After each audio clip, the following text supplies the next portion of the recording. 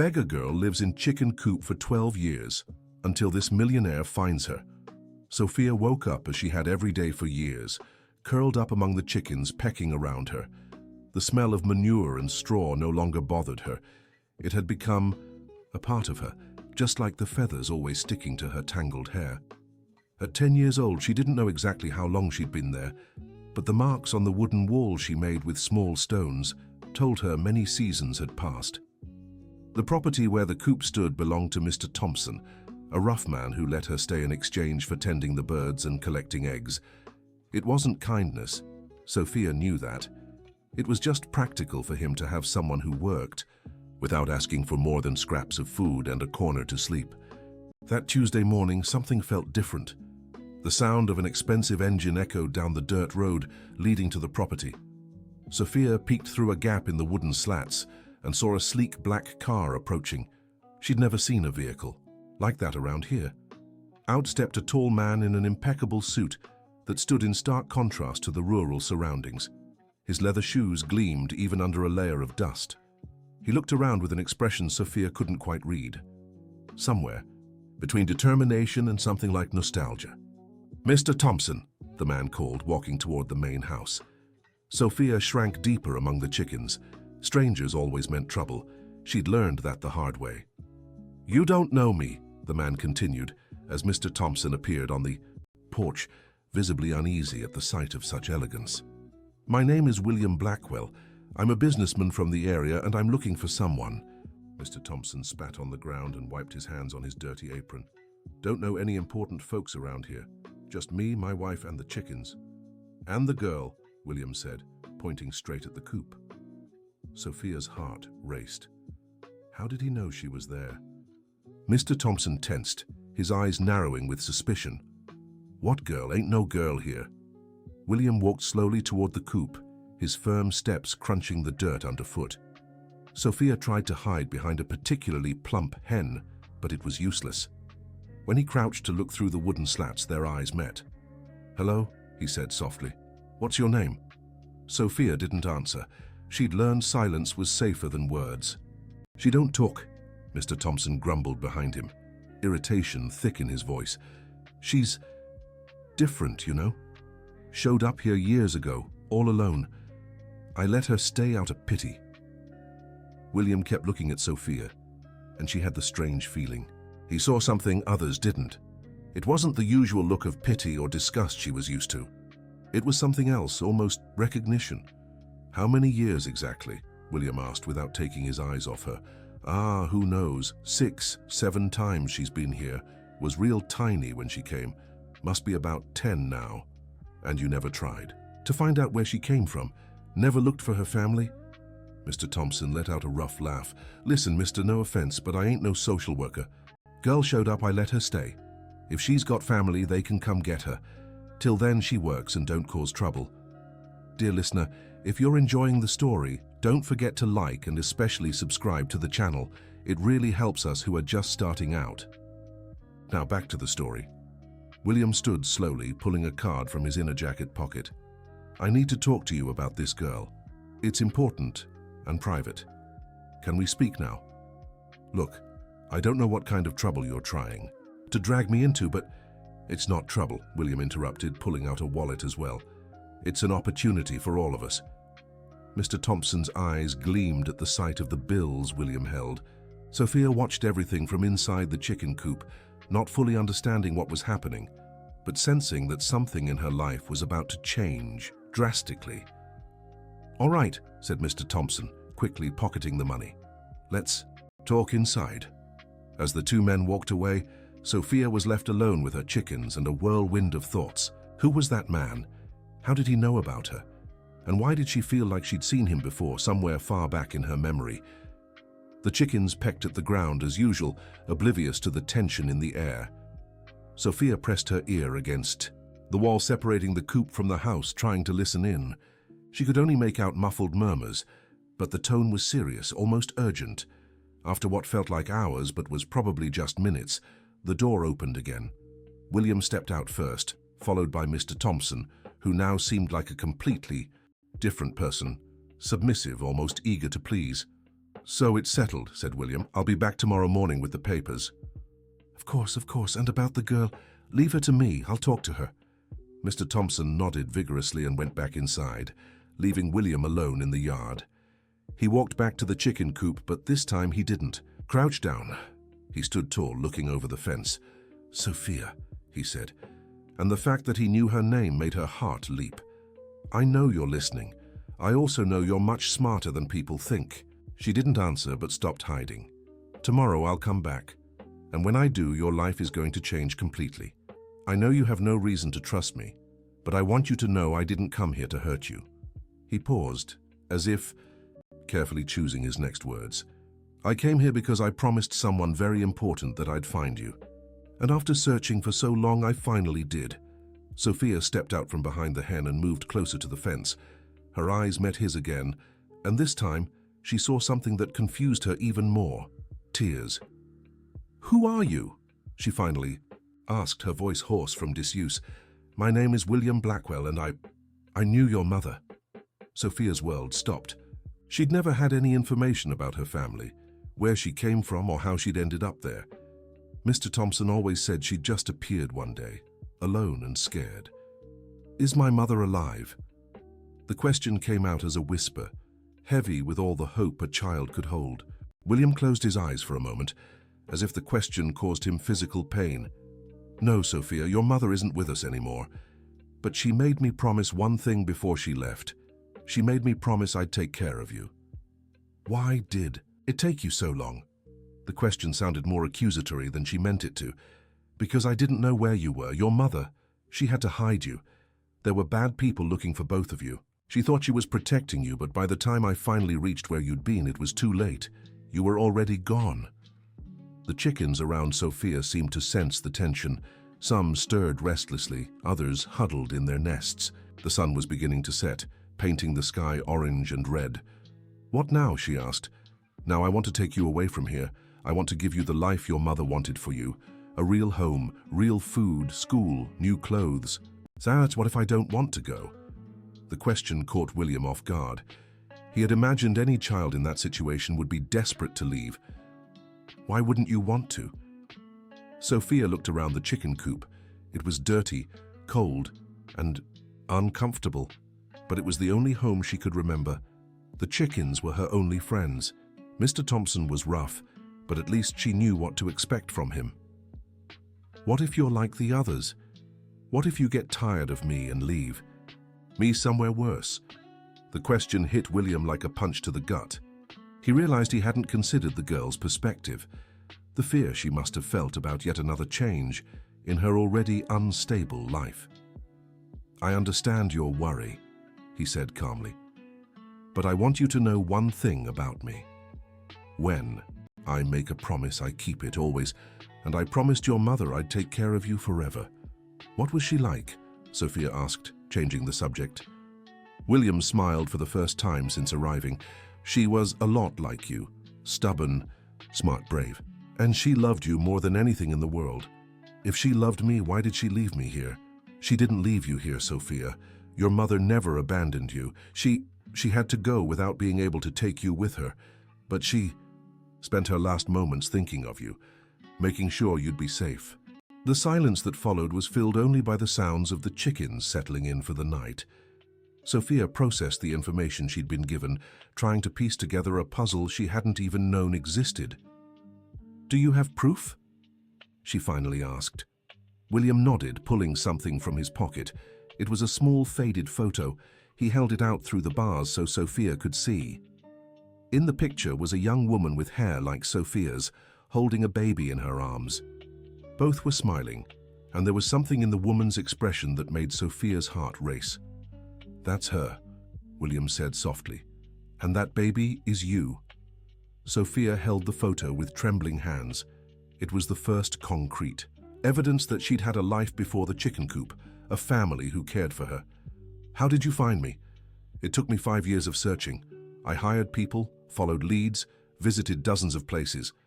Then last week, someone told me about a girl living in strange conditions on a rural property outside town. When they described you, I knew right away. What happens now? Now you decide, I can take you today if you want. I have a big house with plenty of rooms, a cook who makes the best cakes you'll ever taste, and a garden where you can play without a care." Sophia looked again at the photo, then at the chickens around her, and finally at William. "What if I don't fit in? What if I don't know how to live in a real house? Then we'll learn together. I'm in no hurry, Sophia. I have the rest of my life to teach you everything you want to know." The sincerity in his voice was undeniable. Sophia had developed a sharp instinct for detecting lies and manipulation, and she found none of that in William.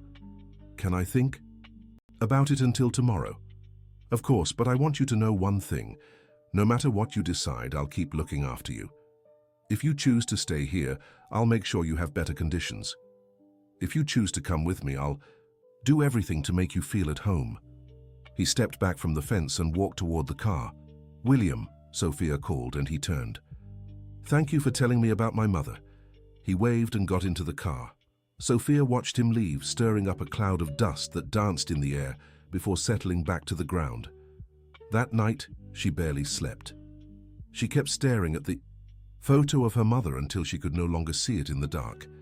For the first time in years, she had hope that her life could be different, but she was also afraid, very afraid. The next morning, Sophia woke up to the sound of raised voices coming from the house. Mr. Thompson was arguing with his wife, Mrs. Wilkins, about something that clearly made her nervous. "This is madness, Thompson. We can't just hand the girl over to a stranger. He's not a stranger, woman. He's a wealthy businessman who wants to help her, and he's paying well for it." "Paying? You sold the girl." "I didn't sell anything. He's compensating us for the time she spent here, for the expenses we had with her." Sophia felt her stomach turn. So that was it. Mr. Thompson wasn't concerned about her well-being. He was just making a deal. What if this man is one of those lunatics we see on TV? What if he hurts the girl? "Look, Martha, the man showed documents, talked about the girl's family. He knows things only someone close would know." "What kind of things?" "He knew her name, her approximate age, even knew about that birthmark she has on her shoulder." Sophia instinctively touched the small dark mark on her right shoulder. Truly, very few people knew about it. The argument continued for a few more minutes until the sound of William's car approaching silenced everyone. Sophia got up and went to the chicken coop fence, watching as he parked in the same spot as the day before. This time, he wasn't alone. A middle-aged woman stepped out of the passenger side. She had graying hair pulled back in an elegant bun and wore simple but well-tailored clothes. Her face radiated kindness but also determination. "Good morning," William said to Mr. Thompson, who had come out to greet them. "This is Martha, my housekeeper. I thought it would be better to have a woman's presence here today." Martha nodded politely to Mr. Thompson, but her eyes immediately searched for Sophia. When she found her, her expression softened even more. "So this is our girl," she said, walking toward the chicken coop. "Our?" Sophia thought. "Hello, dear," Martha said, crouching down to Sophia's level. "My name is Martha. I've worked for Mr. Blackwell for many years, and if you decide to come with us, I'll take very good care of you." There was something maternal in the way Martha spoke that made Sophia feel instantly safer. "Have you taken care of other children before?" "Yes, I have. I took care of Mr. Blackwell himself when he was little, and now he wants me to take care of you." William approached, carrying a folder of documents. "I brought some papers that might interest you, Sophia. They're about your mother, about your family's history." He slid a birth certificate through the fence. The name was there, Sophia Harris Wilson, daughter of Rebecca Harris Wilson. The birth date confirmed she really was 10 years old. "How did you get this?" "Your mother gave me all the important documents before she left. She wanted to make sure that if anything happened to her, you'd still have your identity." Sophia studied the document. It was the first time she had seen her name, written officially, the first concrete proof that she existed in the world beyond that chicken coop. "And there's more," William continued, pulling out another paper from the folder. "Your mother left a letter for you. She wrote it knowing that one day you'd want to understand what happened." He handed over a yellowed envelope. The E-key, Temple Sophia, was written on the front in delicate feminine handwriting.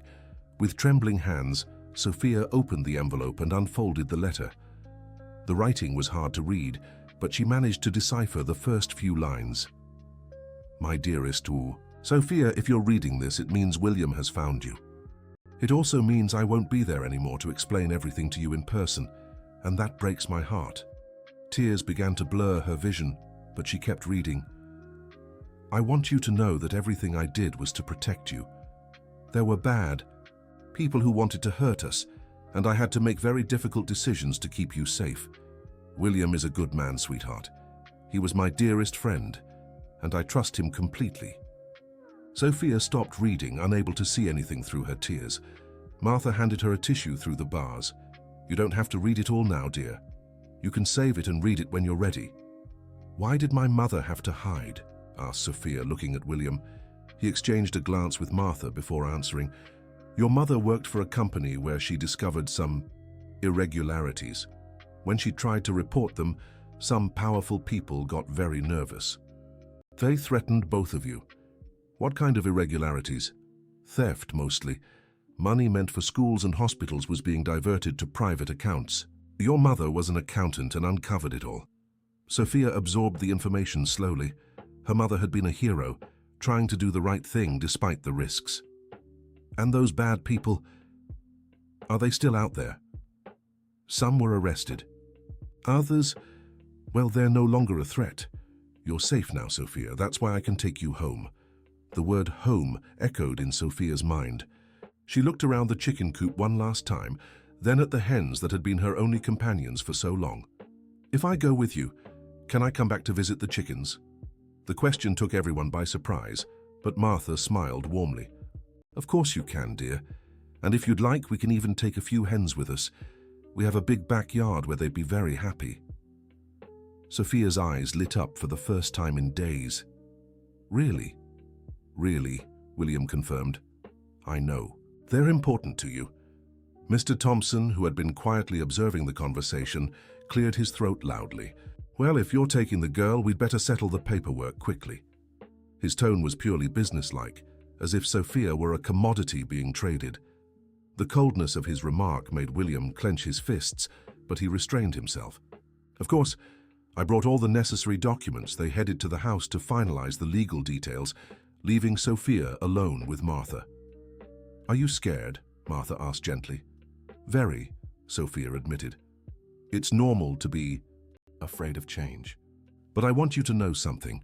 Mr. Blackwell is the most honorable man I know. When he makes a promise, he keeps it, always. What was he like as a child?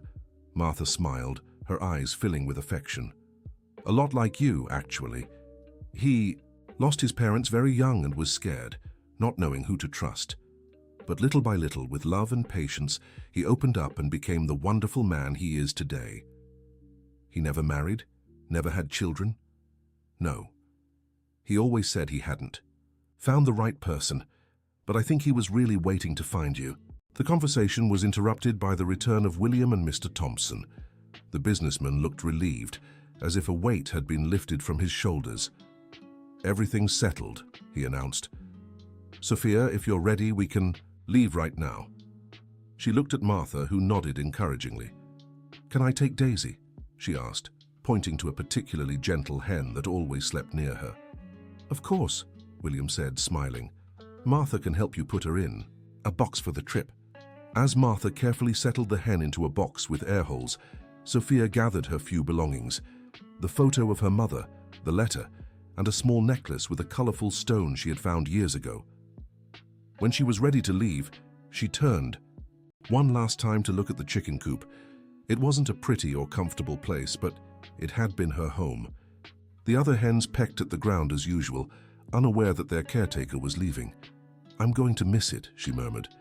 That's only natural, said Martha, gently placing a hand on her shoulder. But sometimes we have to leave places behind to find better ones. William's car was as luxurious inside as it was outside. The leather seats were soft, and there was even a small mini-fridge with water and juices. Sophia had never been in a vehicle like this before. Comfortable? William asked, adjusting the rearview mirror to see her. Yes, she replied, still admiring the interior details. Our home is about 40 minutes from here. On the way, I can tell you a little about your new life." As the car pulled away from Mr. Thompson's property, Sophia watched the landscape gradually change. The houses grew larger and better kept, the roads became paved, and shops and restaurants began to appear. "Do you go to school?" Martha asked. "I never have," Sophia admitted. "I can read a little because my mother taught me when I was very young, but not much." "Don't worry," William said. "We'll hire the best tutors to help you catch up. There's no rush." "What if I can't learn?" "You will," Martha said with conviction. "You're very smart. Anyone who's managed to survive on their own for so long can learn anything." The compliment made Sophia feel proud of herself for the first time in a long while. After about half an hour of driving, they entered a clearly wealthier neighborhood. The houses were large, with well-kept gardens and elegant gates. The car finally stopped in front of an impressive property. The house was big and white, with columns in front and a garden that looked like it belonged in a magazine. Colorful. Flowers were everywhere, and a small fountain bubbled gently near the entrance. "This is your new home," William said. Sophia stepped out of the car slowly, still holding the box with Daisy. Everything seemed too big, too clean, too perfect for someone like her. "It doesn't feel real," she whispered. "But it is," Martha said, taking her hand. "And now it's yours." They climbed the steps to the front entrance and William opened the door. The inside was even more impressive than the outside. The floors were polished marble, the walls were lined with paintings, and the furniture looked expensive. "Where would you like to start?" William asked. "Can I see my room?" "Of course.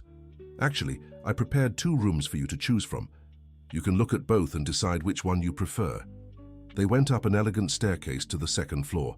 William opened the first door, and Sophia nearly gasped. The room was enormous, with a large bed covered in a pink comforter, a desk by the window, and a bookshelf filled with books.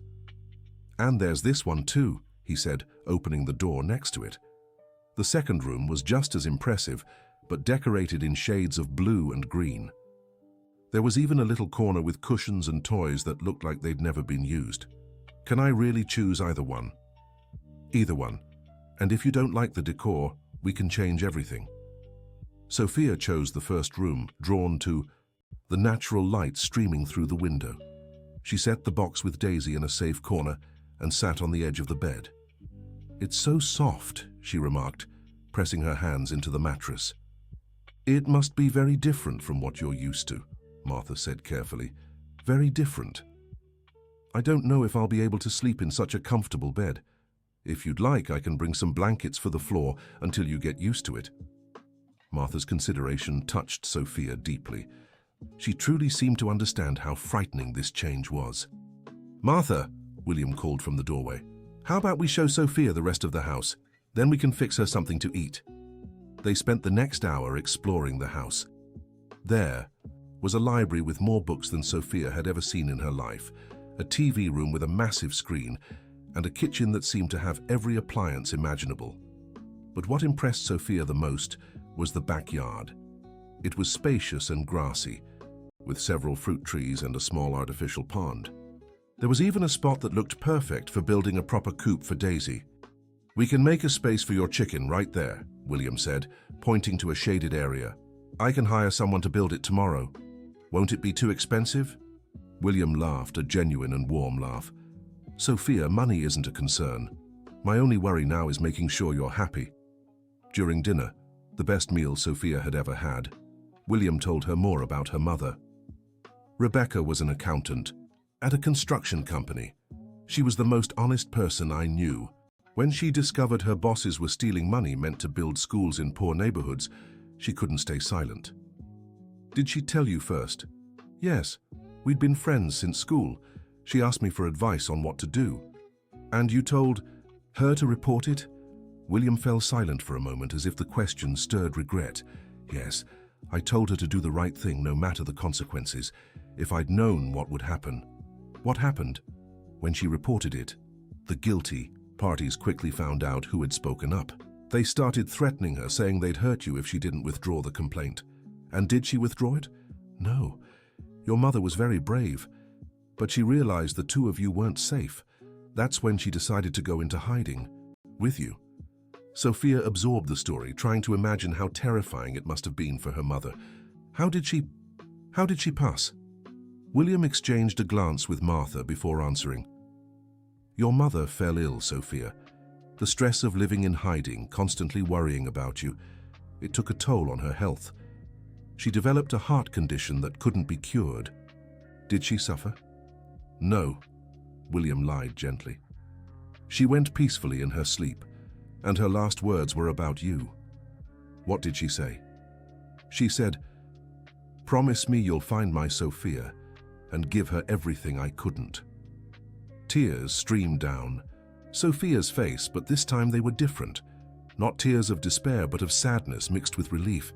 She finally knew the truth about her story. "And you promised?"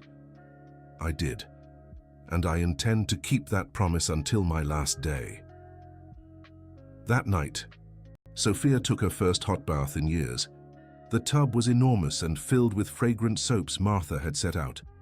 When she finished, she put on new pajamas softer than anything she'd ever touched. Before bed, she sat at the desk in her room and finished reading her mother's letter. The last line said, "I know life has been hard for you, my dear, but I want you to know you're strong and brave.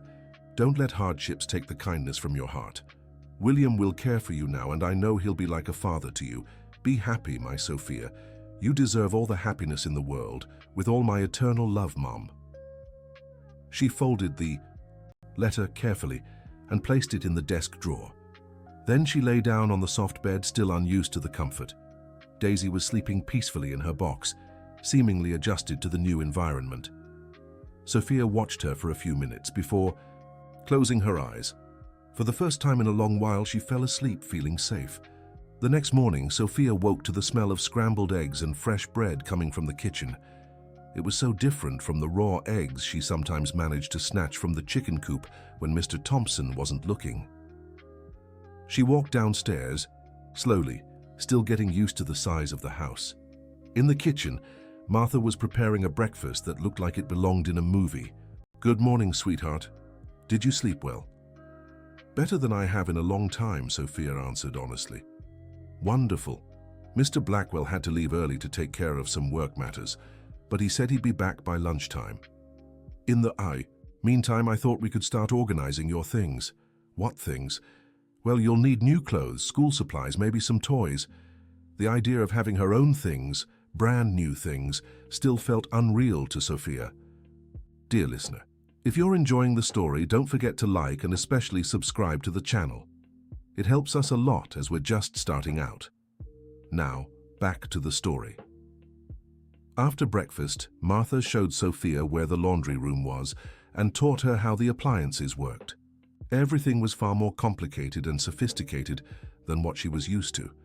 "Don't worry about learning everything at once," Martha said when she saw Sophia's confused expression. "You have all the time in the world." They were sorting through some clothes Martha had bought in advance when the doorbell rang. Sophia instinctively hid behind Martha. "Don't worry," Martha said calmly. "It's probably the contractor coming to build Daisy's coop." But when Martha opened the door, it wasn't a contractor. It was an elegant woman with perfectly styled blonde hair and expensive clothes. Her eyes were cold and calculating. "I need to speak with William Blackwell," the woman said without greeting. "He's not here at the moment. Can I help you with something?" "And you are Martha, the housekeeper, and you are?" "Victoria Coleman, attorney.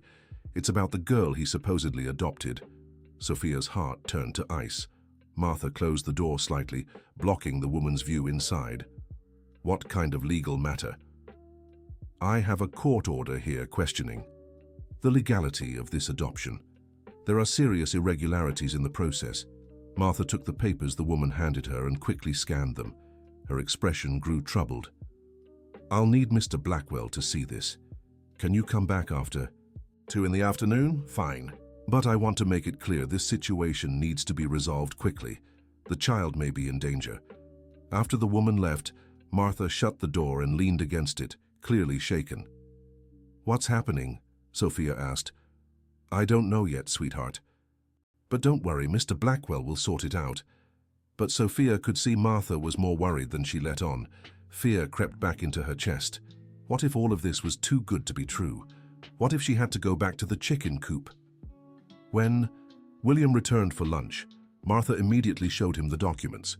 He read them silently, his expression growing graver by the minute. "Who is this Victoria Coleman?" Martha asked. "A high-priced lawyer who works for powerful people," William answered grimly. "The problem is she's right about one thing. The adoption wasn't done through traditional legal channels." "What does that mean?" "It means someone's using bureaucracy to take Sophia away from me." "But who? And why?" William looked at Sophia, who was listening with growing anxiety. "Remember when I told you about the bad people who threatened your mother? Well, it seems some of them weren't arrested after all." Lunch was tense, with everyone lost in thought. Sophia could barely eat, her stomach twisted with worry. "Will I have to go back to the chicken coop?" she finally asked. "No," William said firmly. "I won't let that happen. I promised your mother I'd take care of you, and that's exactly what I'll do. But what if they have legal documents? Then we'll get better legal documents. I have excellent lawyers working for me." At exactly 2 in the afternoon, Victoria Coleman returned, this time accompanied by a man in a dark suit who introduced himself as a court officer. "Mr. Blackwell," she said bluntly, "I've come for the minor. The documents clearly show the adoption is illegal." "And I have documents here proving I'm the child's legal guardian, appointed by her mother," William replied, handing over a folder. Victoria examined the papers with a dismissive expression. "This is just a statement of intent. It has no legal weight without court approval." "And who exactly is contesting my guardianship?" "That's confidential. What matters is, there are irregularities that need investigating. And in the meantime, what happens to Sophia? She'll remain in state custody until the situation is resolved." The words landed like a bomb in the room. Martha instinctively moved closer to Sophia, as if to shield her. "This is unacceptable," William said. "The girl is perfectly well, cared for here. It's not a matter of care, Mr. Blackwell, it's a legal matter. You have no authority to keep the child without proper documentation." Sophia watched the argument with growing terror. Everything was happening too fast, and she didn't fully understand the legal implications, but she knew she was in danger of losing the only safe home she'd found. "Can I have a few days to sort out the paperwork?" William asked. 3 days, Victoria conceded. "After that, we'll return with a search and custody order." After she left, the silence in the house was deafening. William paced the living room, clearly trying to formulate a plan. "Who could be behind this?" Martha asked. "Someone who doesn't want Sophia to grow up and one day testify about what her mother uncovered. But she was so young back then. What could she possibly know? Maybe nothing. Or maybe Rebecca left some evidence with her. Either way, someone sees Sophia as a threat." Sophia sat on the couch, hugging her knees. This whole new, safe world was crumbling around her before she could even get used to it. "What now?" she asked in a small voice. William knelt in front of her, taking her hands. "Now we fight. I'll get the necessary documents and prove you belong here. I won't give up on you, Sophia, never. But what if you can't? What if they take me anyway? Then I'll come find you, wherever you are, as many times as it takes." That night, William made a series of calls to lawyers and influential contacts. Martha stayed with Sophia, trying to distract her with activities, but both were too tense to focus. "Martha," Sophia said as they watched TV, "do you think my mother left something hidden that I don't know about?" "Why do you ask?" "William said she might have left evidence with me, but I don't remember anything besides the photo and the letter." Martha thought for a moment. "Sometimes important things come in ways we don't expect. Your mother was very clever. If she wanted to hide something, she'd choose a place no one would think to look." "Like where?" "I don't know. But if there was something, she would have been sure you'd find out when the time was right." Sophia spent the whole night thinking about Martha's words. What could her mother have hidden? And where? The next day, William left early again to meet with lawyers. Martha and Sophia spent the morning taking care of Daisy, who now had a temporary chicken coop in the backyard. "She seems happy here," Sophia observed, watching the hen explore the grassy space. "Just like you will be, dear. We won't let anyone take you away from here." But even with Martha's encouraging words, Sophia couldn't shake off the fear completely. That afternoon, as she was organizing her few belongings, something caught her attention. The colorful stone she had carried for years looked slightly different. One of the edges seemed loose. Carefully, she picked up the stone and examined it closely. To her surprise, she discovered it wasn't an ordinary stone at all. It was some kind of disguised container. With trembling fingers, she managed to open a nearly invisible small lid. Inside was a tiny rolled-up piece of paper. Her heart raced. She unrolled the paper and saw numbers written in her mother's handwriting. 7842-1963-5521. She had no idea what they meant, but she was sure they were important. Her mother had found a way to hide crucial information where no one would think to look, inside an object that seemed like a simple child's keepsake. Sophia ran to find Martha, holding the paper carefully. "Martha, I found something." Martha examined the numbers, her expression growing intrigued. "It looks like some kind of code. Or maybe what? It could be a bank account number or a safe deposit code. Your mother was an accountant. She must have had access to important financial information." They decided to wait for William to return before sharing the discovery. When he came home that night, he looked exhausted and worried. "How did things go?" Martha asked. "Complicated. The lawyers say the case could take weeks, and we don't have weeks." "Well, maybe this will help," Martha said, handing him the paper. William studied the numbers, and his expression changed completely. "Where did you find this?" Sophia explained about the disguised stone, and William examined it carefully. "Rebecca was always creative," he murmured. "These numbers, I think I know what they are." "What?" "A safe deposit box. Your mother once told me she had rented one at a bank to store important documents. If these are the access codes, so there could be evidence there that proves what my mother discovered." "Exactly. And if we get that evidence, we can expose whoever is behind this attempt to take you away from me." For the first time in days, Sophia felt a flicker of hope. "Can we go to the bank tomorrow?" "First, I need to figure out which bank, but yes, we can try." William spent the night researching banks in the area that offered safe deposit services. By morning, he had a list of possibilities. "Let's start with the downtown banks," he said over breakfast. "They're the most likely." The first bank was a disappointment. The codes didn't match any registered safe deposit box there. The second bank was the same. But at the third bank, the clerk checked the numbers and confirmed there was a box registered with those codes. "However, I'll need documentation proving you're authorized to access it," she said. William showed Rebecca's death certificate and other documents establishing his family relationship with Sophia. "I'll need to check with my supervisor," the clerk said. They waited in tense silence for nearly an hour before the supervisor appeared. "I'm sorry, but the documentation isn't sufficient. We'll need a court order to grant access." "How long would that take?" William asked. "At least a week." They left the bank disheartened.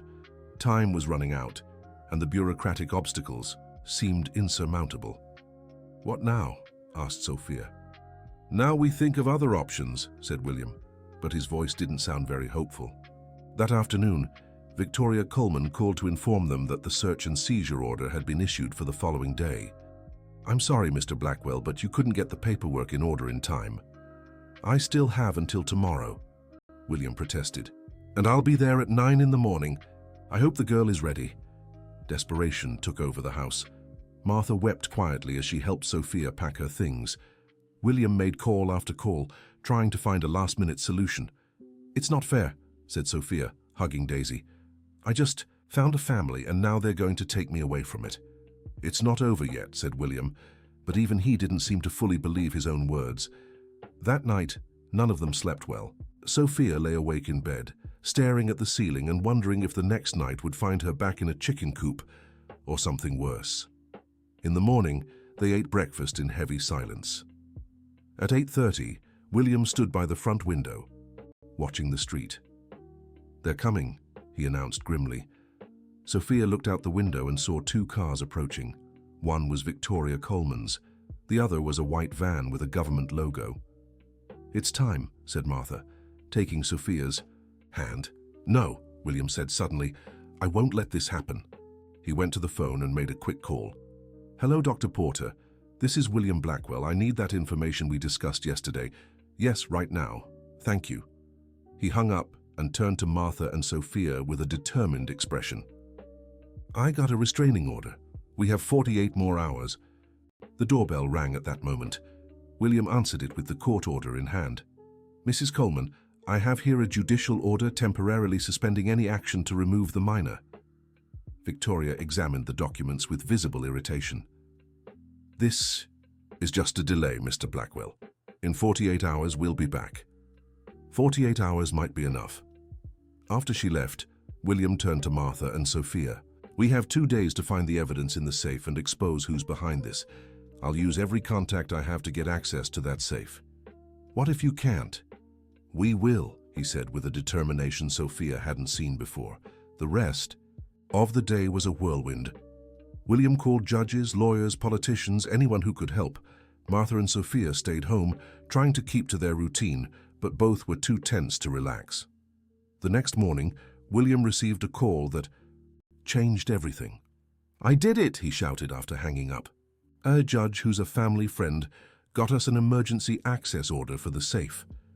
They rushed to the bank where the supervisor was already waiting with the necessary paperwork. They went down to the basement where the safes were kept, and Sophia entered the codes with trembling hands. The safe opened with a soft click. Inside was a stack of documents, photographs, and some CDs. William carefully gathered everything and placed it in a folder. "We'll examine this at home," he said. "It's not safe here." Back at the house, they spread the contents of the safe on the living room table. There were detailed spreadsheets showing money laundering, photographs of secret meetings, and recordings of incriminating conversations.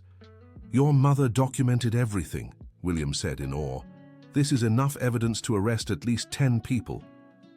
And one of them is trying to take me away from you. I'm sure of it. Look here." He pointed to a photo showing Victoria Coleman talking to men in suits. "Your lawyer was involved in the scheme from the beginning." Martha examined the documents carefully. "This proves that the attempt to take Sophia away from you was just to keep these pieces of evidence from coming to light." "Exactly. They can't risk her growing up and one day discovering what her mother left for her." Sophia felt both relieved and terrified. On one hand, they finally had proof to defend themselves.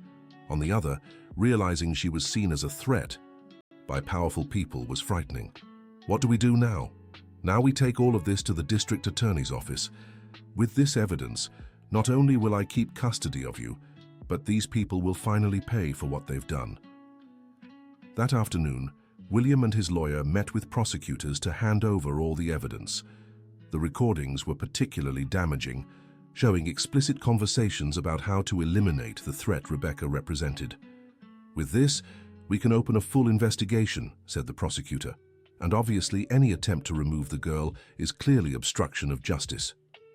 The next day, when Victoria Coleman arrived to pick up Sophia, she was met by police officers who arrested her at William's doorstep. "Victoria Coleman, you're under arrest for racketeering, obstruction of justice, and conspiracy." The shock on her face quickly turned to anger. "You have no idea who you're dealing with," she shouted as she was handcuffed. "Actually, we know exactly who we're dealing with," William replied. "It's you who didn't know who you were dealing with when you threatened Rebecca and tried to harm Sophia." That night, for the first time since arriving in that house, Sophia slept soundly. The threat was gone and she was finally safe. In the weeks that followed, arrests continued. One by one, those involved in the scheme were exposed and taken into custody. The stolen money was recovered and redirected to its original purpose: schools and hospitals in underserved neighborhoods. William finally managed to legally formalize his custody of Sophia. The process was quick, since no one contested it anymore. "Now it's official," he said, showing her the documents. "You're officially my adoptive daughter." Tears of happiness streamed down Sophia's face. For the first time in her life, she had a real father. "Can I call you Dad?" "I've been waiting for you to ask that for weeks," he replied, hugging her. Dear listener, if you're enjoying the story, don't forget to like and especially subscribe to the channel. It helps us a lot as we're just starting out. Now, continuing. Sophia's life changed completely in the following months. She started private lessons and discovered she really loved learning. She had a special knack for math, perhaps inherited from her accountant mother. Martha became more than a housekeeper. She was like a loving grandmother who took care of every detail of Sophia's life. She taught her how to cook, how to keep house, and most importantly, how to trust the right people. Daisy wasn't alone for long. William built a full chicken coop in the backyard and brought in a few more hens to keep her company. Sophia loved taking care of them and even considered becoming a veterinarian when she grew up. But it wasn't all smooth sailing. Adjusting to a completely new life came with its own challenges. First, there was the issue of school. After months of private lessons, William thought it was time for Sophia to start attending a regular school. "I don't know if I'm ready," she said nervously. "You're more prepared than you think," Martha encouraged her. "Besides, you need to spend time with other kids your age." The first school they visited was an expensive private institution, attended by children from wealthy families. Sophia felt completely out of place there. "They're so different from me," she remarked after the visit. "That's true," agreed William. "How about we try a more diverse school?" The second school was public, but had a good reputation. There, Sophia met children from different backgrounds, some with difficult stories like hers. "I like this one better," she said. "Then this is where you'll study." But starting school brought new challenges. Sophia was academically behind compared to her peers, and socially she was very shy. "The other kids look at me funny," she complained after the first week. "Why?" "Because I don't know the things they know. I've never been to the movies, never had pizza, never had a birthday." William realized there was much more to catch up on in Sophia's life than just formal education. "How about we start doing all those things?" he suggested. And so they began exploring the world Sophia had missed. They went to the movies to watch children's films, ate pizza at a busy pizzeria, and visited amusement parks and zoos. For her 11th birthday, William threw a surprise party in their backyard. He invited some of Sophia's classmates and even Mr. Thompson and Mrs. Wilkins, who were amazed by the girl's transformation. "She's unrecognizable," Mrs. Wilkins remarked to Martha. "She looks like a princess." "She's always been a princess," Martha replied. "She just needed the chance to shine." But not all challenges were external. Sophia also struggled with inner turmoil. Sometimes she woke in the middle of the night from nightmares about returning to the chicken coop. Other times, she felt guilty for being happy when her mother wasn't there to see it. "It's normal to feel this way," explained the psychologist. William hired to help her. "You've been through a lot of changes in a short time, but shouldn't I just be happy? Happiness doesn't cancel out other emotions. You can be happy and still miss someone, or feel scared or sad. That makes you human, not ungrateful." Gradually, with therapy and the unwavering support of William and Martha, Sophia learned to navigate her complex emotions. At school, she also began to excel. Her difficult life experiences had given her a maturity that impressed teachers and classmates alike. When a classmate was going through troubles at home, it was Sophia she turned to. "How are you so strong?" the girl asked. "I guess I learned that bad things don't last forever," Sophia replied, "and that there are always people willing to help even when it doesn't seem like it." Her grades improved dramatically. In math, she soon became one of the top in her class. In English, her essay on overcoming adversity won a school competition. "I'm so proud of you," William said when she showed him the award. "Do you think my mom would be proud too?" "I'm absolutely certain she would." As months passed, the family formed by William, Martha, and Sophia grew stronger. They developed their own traditions, like pizza on Fridays and park visits on Sundays. Martha taught Sophia to cook her mother's favorite recipes, which William still remembered. William took her to see the places where he and Rebecca had studied and worked. "This is where your mom and I had lunch every day," he said, pointing to a simple diner near their old workplace. "Was she happy?" "Very. Your mother had the most contagious laugh. Whenever she laughed, everyone around her did too. Did I inherit anything from her? You got her intelligence, her determination, and most of all, her kindness. Your mother always helped those in need, even when she was struggling herself." These conversations helped Sophia build a more complete picture of her mother, based not just on the tragedy of her loss but on the richness of her life. When Sophia turned 12, William gave her a special gift, a journal where she could write down her memories and thoughts. "Your mother always said writing helps organize your thoughts," he explained. Sophia began writing regularly, documenting not just daily events, but also her reflections on life on her journey from the chicken coop to William's home. One particularly touching entry read, "Today marks 2 years since I left the chicken coop. Sometimes I feel like that scared little girl is a completely different person, but at the same time, I know she's still inside me, reminding me never to forget where I came from and how I got here." Dad William says our story isn't defined by where we start, but by how we choose to move forward. I think he's right. Life moved along its natural course, with the usual ups and downs of any family. Sophia sometimes argued with William about house rules. Martha occasionally worried too much about the girls' diet, and William sometimes worked more than he should. But whenever conflicts arose, they talked and worked things out together. This was entirely new for Sophia, who had learned to keep everything to herself. In a real family, people can disagree without stopping loving each other, Martha explained, after a bedtime argument. "That's not what I thought," Sophia admitted. "What did you think? I thought if I did something wrong, you'd send me away." "Never," William said firmly. "Families don't work that way. We make mistakes, we learn, we grow together. But we never give up on each other." As Sophia entered her teenage years, new challenges emerged. She began questioning rules more, wanting more independence and showing interest in typical teenage things. "All my friends get to stay out later at the party," she complained one Friday. "And if all your friends jumped off a bridge, would you jump too?" William replied with the classic dad argument. "That's not fair, you're being overprotective, and maybe I am," he admitted after she stomped off. "But it's because I want to protect what matters most to me," Martha often mediated these discussions, helping both father and daughter understand each other's perspectives. "She needs room to grow," she'd tell William, "but she also needs to know you care enough to set boundaries. And you need to understand he's afraid," she'd tell Sophia. "He almost lost you once.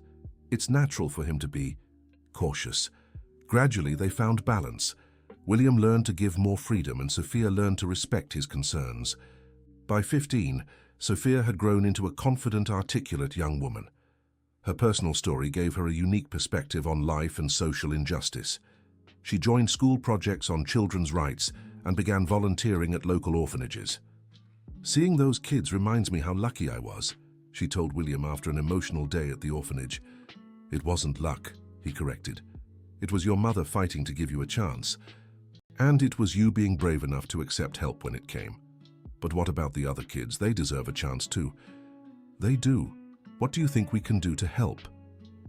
This conversation led to the creation of a mentorship program that William founded, using part of his fortune to help children in vulnerable situations find temporary or permanent homes. Sophia became a sort of ambassador for the program, sharing her story to inspire other families to open their homes. "It's not about saving a child," she would say in her talks. "It's about giving them the opportunity to save themselves." The program grew quickly, attracting media attention and other business owners willing to contribute. "Your mother would be so proud," William said during a ceremony where Sophia received an award for her social work. "I think she'd be proud of both of us," Sophia replied, hugging him. When she graduated from high school, Sophia was the class valedictorian. Her speech about second chances moved the entire audience. 7 years ago, I was a girl living in a chicken coop with no hope that my life could be different. Today, I'm here about to enter college, not because I was saved, but because I learned that we all have the power to write our own story, no matter how it began. William openly cried during the speech, remembering the promise he had made to Rebecca and how he had managed to keep it. The graduation also marked another important moment. Sophia had decided to study law, inspired by everything she had experienced. "I want to help other kids like me," she explained. "I want to make sure they have someone fighting for them in the legal system."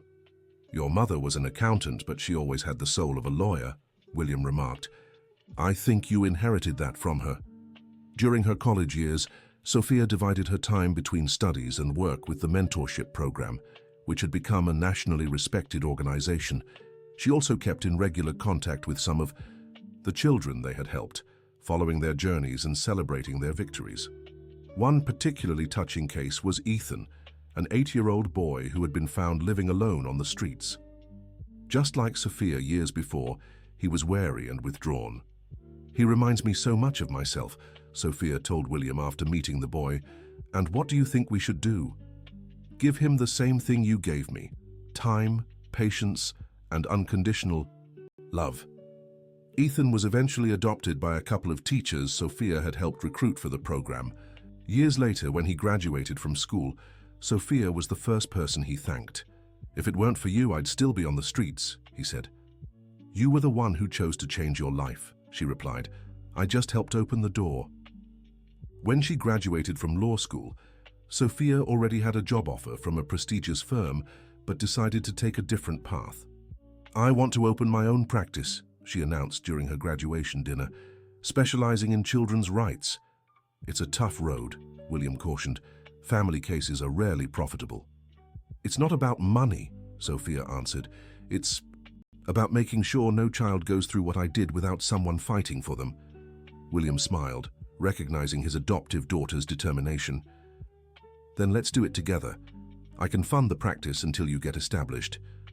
"You don't have to." "I want to.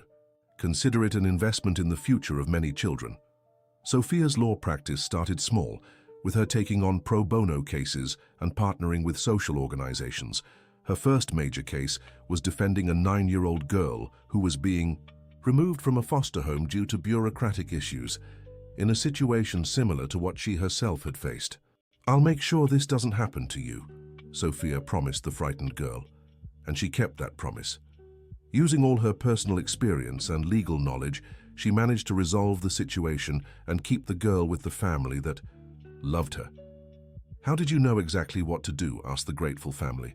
"Because I've been on the other side of that table," Sophia replied simply. Her reputation grew quickly.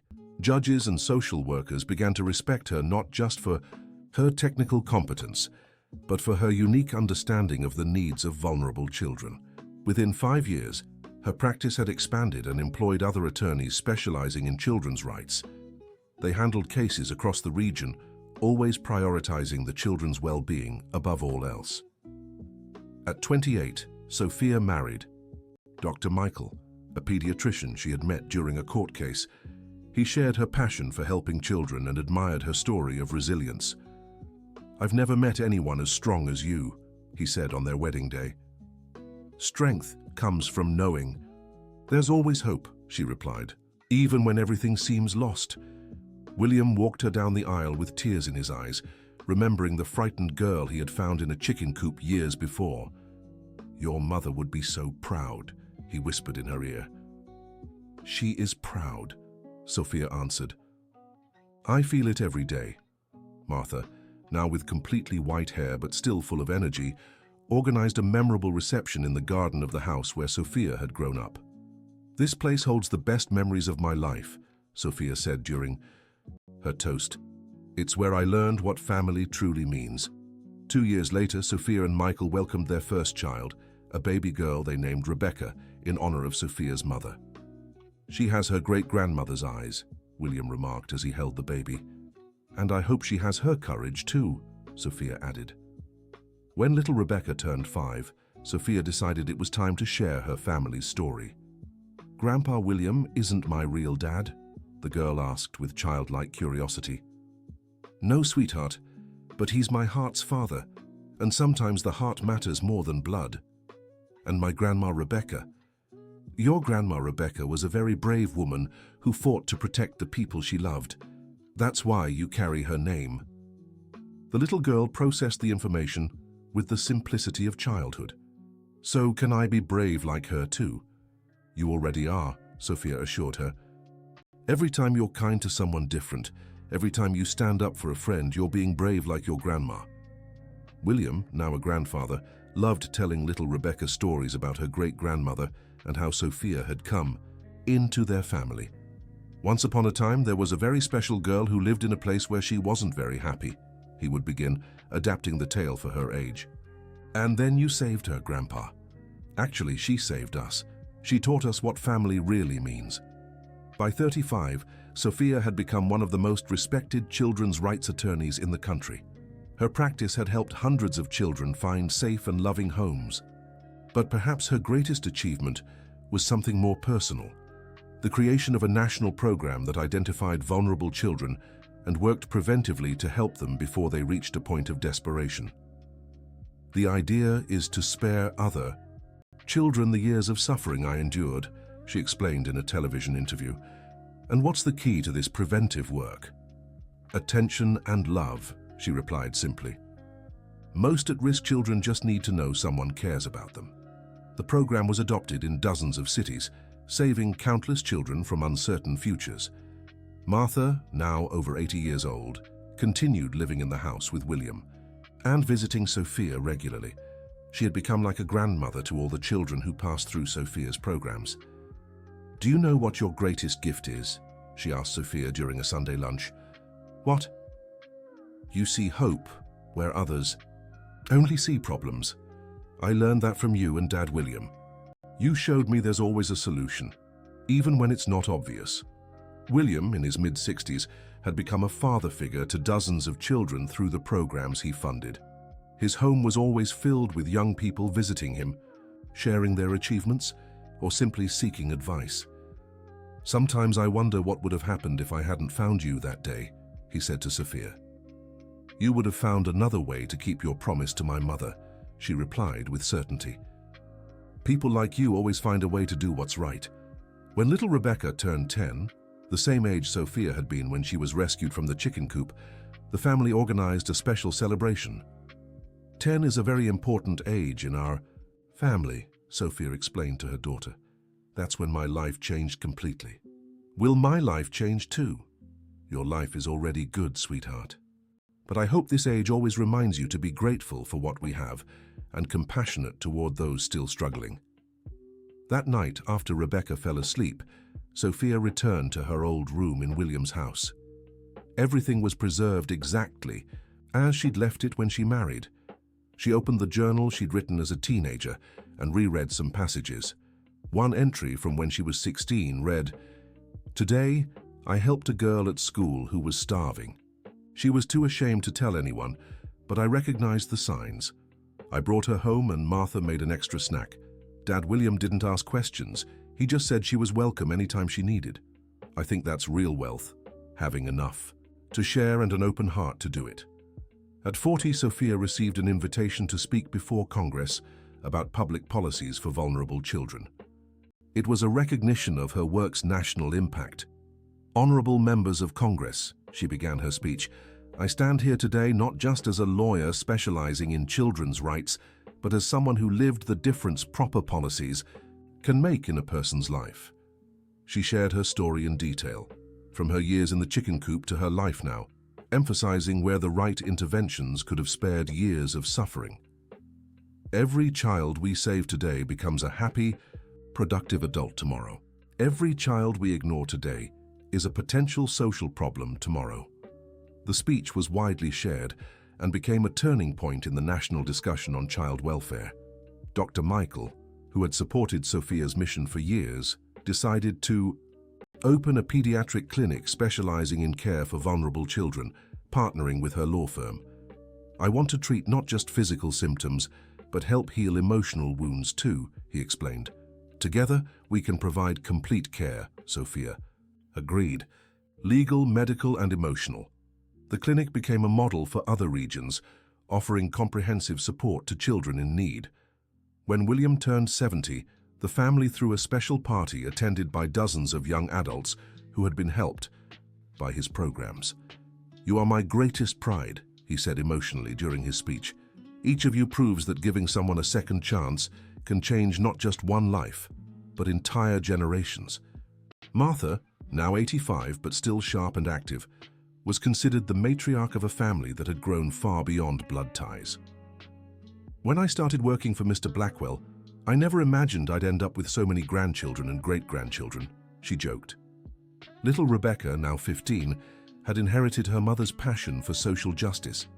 She spent school breaks volunteering with the family's programs, learning early about social responsibility.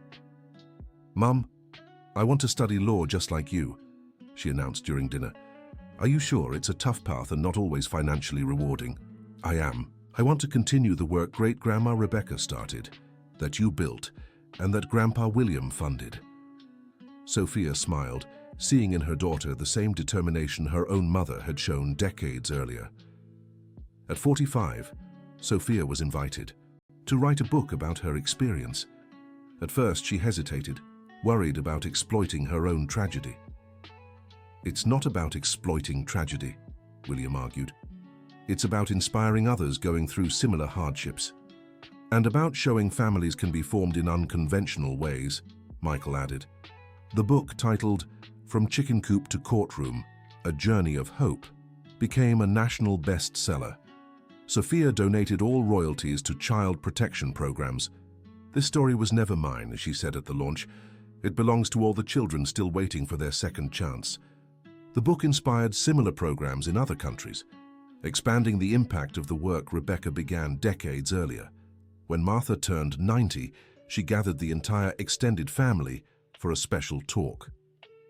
"I want you all to know I've lived a far richer life than I ever imagined possible," she said. "When I started working for Mr. Blackwell, I thought it was just a job. It turned into the greatest adventure of my life." "You were essential to all of this," Sophia said, holding the hand of the woman who'd been her second mother.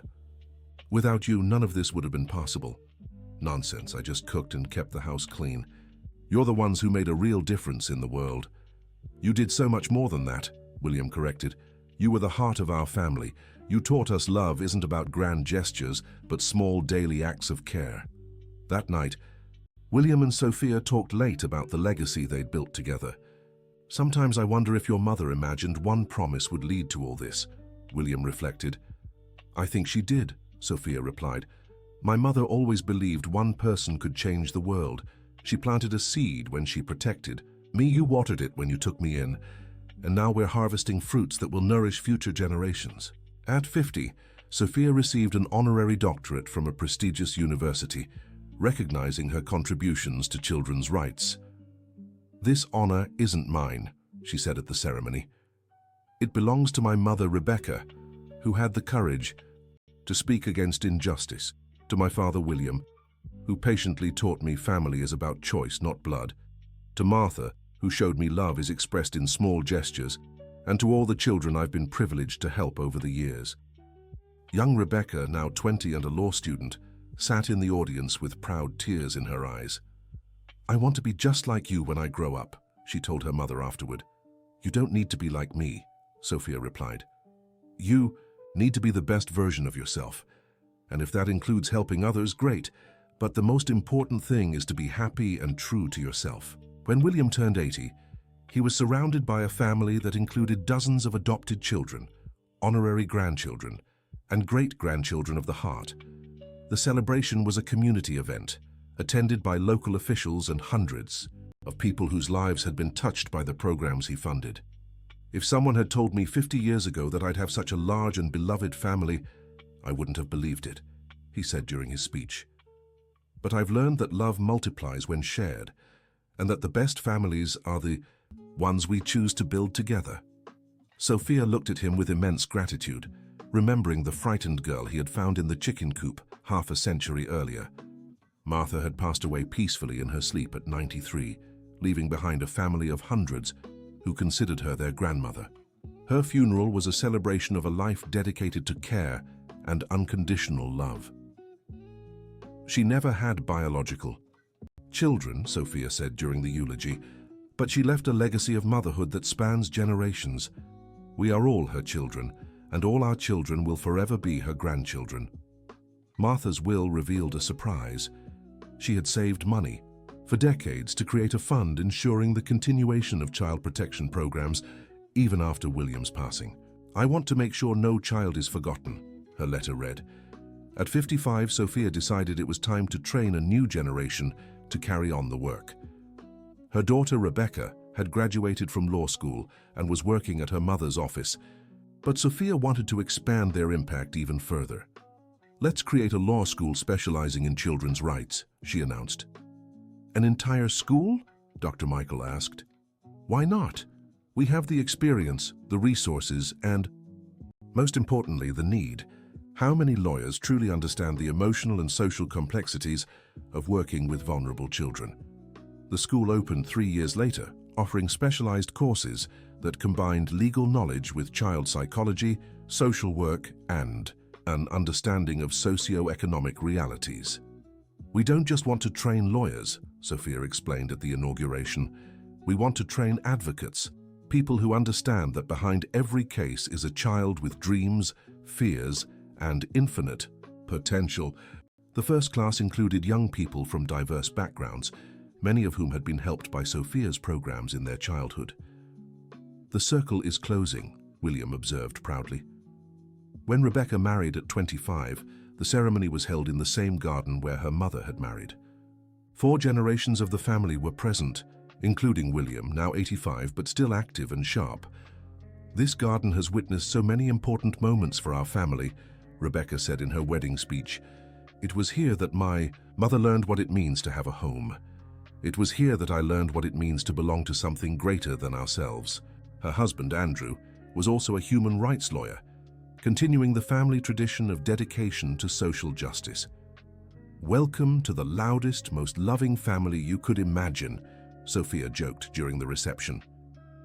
2 years later, Rebecca gave birth to twins, a boy named William after his great-grandfather, and a girl named Martha after her honorary great-grandmother. "Now we have representatives of everyone who was important in building this family," Sophia said, cradling the babies. William, now 87, wept with emotion when he met his namesake. "I hope he has a much easier life than our generation did," he said. "He will," Sophia assured him, "because we've built a better world for him to live in." At 60, Sophia received an invitation to become a Goodwill Ambassador for the United Nations on children's rights. It was the international recognition of a life dedicated to protecting the most vulnerable. "This honor isn't just mine, but everyone who helped me get here," she said upon accepting the position. "My mother, who planted the seed of justice. My father William, who taught me family is about choice. Martha, who showed me love is daily care. And my daughter, who ensures this work will continue for generations." On her first international mission, Sophia visited refugee camps where she found children in situations similar to her own childhood. "The difference is, these children have people fighting for them from the start," she observed. "They won't have to wait years for help." Her international work expanded the impact of the programs she'd developed, inspiring similar initiatives in dozens of countries. When William turned 90, he was surrounded by a family that included over 100 people who saw him as a father, grandfather, or great-grandfather. The celebration lasted 3 days, with people traveling from across the country to honor him. "You are my greatest wealth," he said, moved. "Each of you proves love is the only force that can truly change the world." Sophia, now 65, looked at him with the same admiration she'd felt at 10. "You kept your promise to my mother in ways she could never have imagined," she said. "Not only did you care for me, but you used our story to help hundreds of other children. And you turned that care into a global movement," he replied. "Your mother would be prouder than words can say." That night, Sophia revisited her old room in William's house. Now, it housed children temporarily, staying there while awaiting permanent families. "This room has seen so many stories begin," she thought, looking at the toys and books scattered around. On the desk, she found a drawing by one of the current children, a happy family with many people holding hands around a house. "My new family," was written below in a child's handwriting. Sophia smiled, remembering her own drawings on that same desk decades ago. At 70, Sophia decided to write a second book, this time focusing on lessons learned from a life of service. "This book is for the caregivers," she explained. "For those who dedicate their lives to helping others, sometimes forgetting to care for themselves." The book, Caring for the Caregivers, became required reading in social work and psychology programs at universities nationwide. "You can't give what you don't have," she wrote in the introduction. "That's why those who care for others must also be cared for." Rebecca, now 45, had taken over leadership of most programs, allowing Sophia to focus on mentorship and strategic consulting. "It's time for the next generation to lead," Sophia said during a board meeting. "You're not retiring, are you?" asked a concerned member. "I'm not retiring. I'm evolving my role. Now I want to ensure this work continues for generations." William, at 95, still attended monthly family gatherings, though he needed more medical care. "Sometimes I wonder if I've lived a real life or a very beautiful dream," he told Sophia during one of their talks. "If it was a dream, then it was a dream shared by hundreds of people," she replied. "And the best dreams are the ones that become reality for others." When Rebecca's twins turned 10, Sophia organized a special celebration to mark the age that had been so important in her own life. 10 years old is when we understand the world is bigger than our own home," she told them. "And it's when we start thinking about how we can help make it better." Little William showed an interest in medicine, inspired by stories about his grandfather Michael's work. Little Martha had a passion for teaching, wanting to help children learn important things. "They'll find their own ways to contribute," Rebecca remarked. "They don't have to follow our exact footsteps." "Of course not," Sophia agreed. "What matters is that they have compassion and a sense of social responsibility. The rest they'll figure out on their own." At 75, Sophia received the title of honorary citizen of her hometown in recognition of her impact on child welfare. "This town saw me born, saw me grow up in a chicken coop, and saw me return as a lawyer," she said during the ceremony. "It's proof that it doesn't matter where you start, but where you choose to go." The mayor announced during the ceremony that the old chicken coop where Sophia had once lived would be turned into a temporary shelter for children, with a plaque telling her story. "What better place to remind us that there's always hope," she said, moved. William, now 100 years old, was in a wheelchair but still sharp and present at the ceremony.